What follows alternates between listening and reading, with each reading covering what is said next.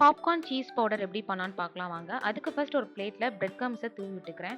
தூவிட்ட bread கிரம்ஸை நல்லா ஈக்குவலைஸாக வச்சுப்போம். இன்னைக்கு நான் மில்கி மிஸ்ட் 1 கியூப் சீஸ் எடுத்திருக்கேன். அதை நல்லா சீவி எடுத்து ஒரு பிளேட்ல தனியாக வச்சுப்போம். இப்போ சீவி வச்ச சீஸை அந்த பிரெட் கிரம்ஸ் மேலே ஆட் பண்ணிப்போம். இதையும் நல்லா ஈக்குவலைஸாக செட் பண்ணிப்போம். இப்போ அடுப்பில் டவா வச்சு இந்த சீஸ் பிளேட்டை அது மேலே வச்சு நல்லா ஹீட் பண்ணிப்போம் மீடியம் ஃப்ளேமில். நல்லா ஹீட் ஆகி சைட் ஃபுல்லாக ப்ரௌன் கலரில் வரும். அந்த ஸ்டேஜில் நீங்கள் இதை ஆஃப் பண்ணி கூல் டவுன் பண்ணிக்கலாம்.